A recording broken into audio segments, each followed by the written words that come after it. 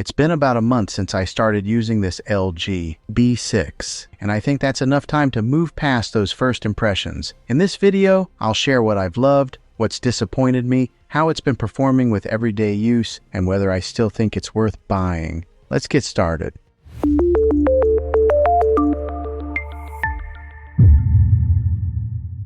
Well, hey guys, Juan here. Thanks for stopping by my channel and checking out this video.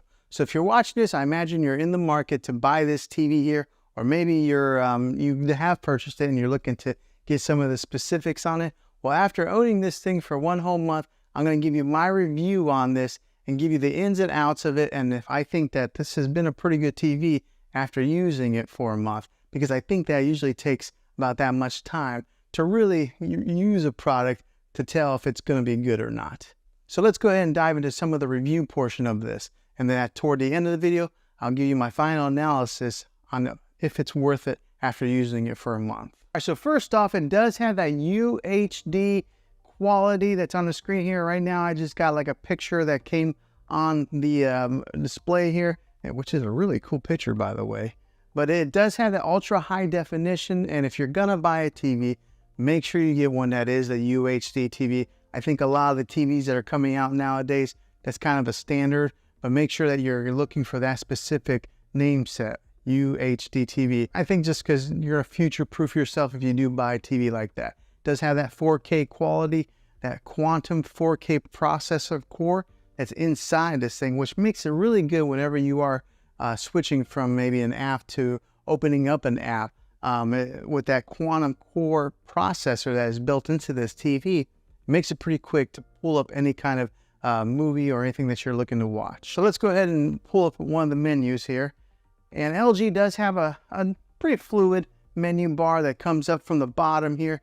And when you first get this TV, it does come pre-installed with all your major apps that you probably use. So it does come with Netflix, your Prime Video, Disney, Hulu, Sling, YouTube, Apple TV. Those are already preloaded in there. Now, when I say preloaded, they're on there, but you do have to download each one, but you download it one time.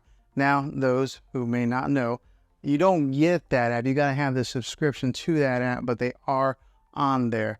But say you don't have a subscription to any of these apps on here, the good thing about LG is they do have some free content that they offer. So over here, if you can see, there is one that says CH free, and on that, it's kind of like their channel that has like almost kind of like open air TV. Okay, so if you look over here on the menu some more, there's one that's called Peacock. That's like their latest and greatest app that just came to the LG App Store, and it's got a slew of free content on there as well. It's got the Google Play Store if you are into that family there of the Google apps. It does have Vudu, Showtime, Stars, Redbox. Remember, we used to have to go buy or rent a DVD and then return to the Redbox store. Well, now you can just rent them right here on the app. It's got the CBS All Access, Spotify, so if you do want to listen to any type of music, you can do that right here on the TV.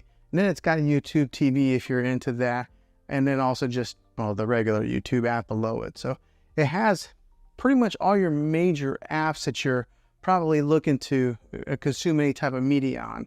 Now, one that it is missing is the Spectrum TV app, which for myself, that's how I watch regular TV.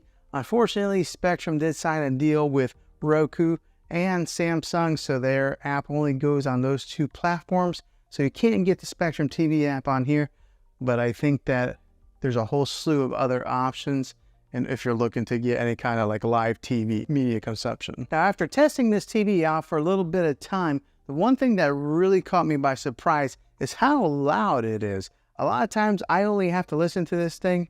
Right here is the volume button, but I usually pull it up to about 18 is where I'm comfortable at listening to it. And I do have kind of a longer room here. 18 is plenty loud for me.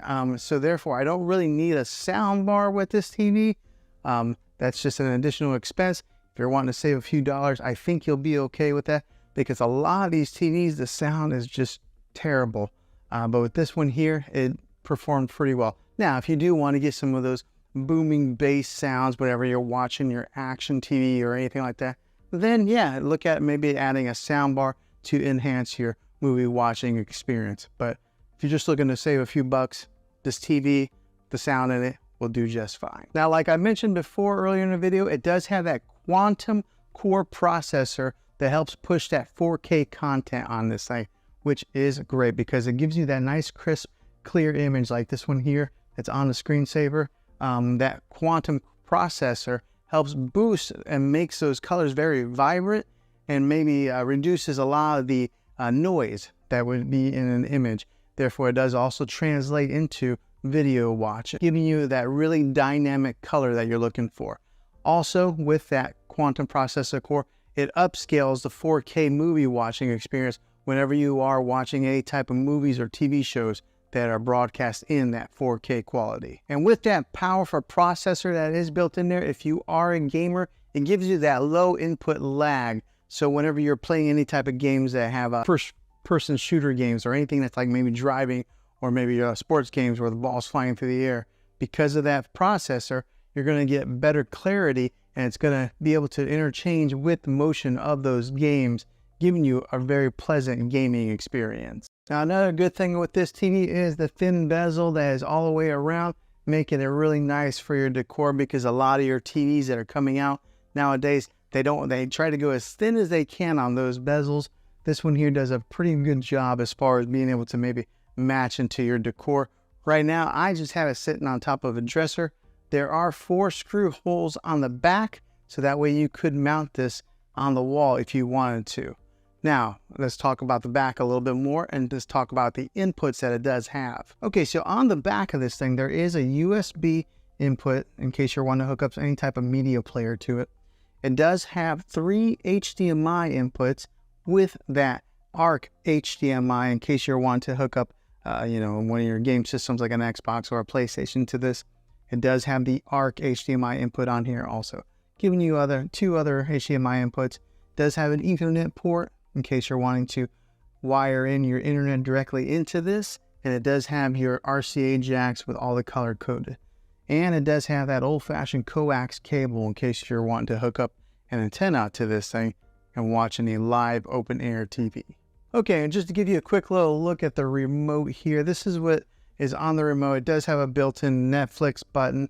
It's got a built-in Prime Video button, and then there's a Movies button right here, so that way you can customize it. But it's got all your major settings buttons and everything that you would normally need. And the thing I like about it does have that push button feel versus having maybe a touchscreen, kind of like an Apple TV remote. So yeah, this is what the LG remote looks like. And if you are somebody who watches a lot of sports, it does have a 120 Hertz refresh rate to help with them sports watching experience. So for example, whenever you're watching like soccer and they kick the ball up in the air, and sometimes you would see like a blur on some of those cheaper TVs. With this one here, because of that refresh rate, it's nice, crisp, and clear as it's going through the air. So if you're into sports watching, this would be a good TV for you. And on the smart end, it works for all your major smart devices. So it works with your Google Assistant, your Amazon Alexa, and Apple HomeKit. I ended up setting off my Alexa device anyways. So it does work really well with all your smart companies. The good one is Apple AirPlay is built into this. If you are an iPhone user, you're able to mirror your iPhone to this TV. And I did make a video on that, and I can put that in the description down below if you're interested in doing something like that. Now, I did talk about the audio earlier in the video, but this one does have a 2.0 channel when it comes to the audio, boosting about 20 watts of power. And it is a downward type of audio. So the good thing about it is this is mounted up a little bit higher than a lot of your TVs. And because the sound does point downwards, it bounces off like that and goes into the direction of where you're watching, or maybe bounces off the wall and kind of helps project it out. But it is plenty loud for you. And then just to give you the weight size of the TV, it's a 24.9 pounds. So it does have a little bit of weight to it, but the bigger the TV, the heavier they are. And then fresh out of the box, whenever you do buy one of these LG TVs, they do come with a 1-year warranty. I've never really had to use any warranties on my TV, and I've never bought any extended warranties myself. That's just me being an average consumer. Okay, so would I recommend this TV after using it for 1 whole month?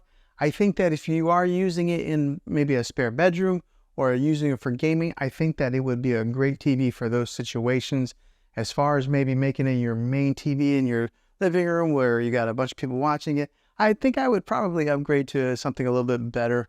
But I think for the average person that is watching it in a spare bedroom or gaming, this would be a good TV for you. So maybe this video was helpful to you. Hopefully it was.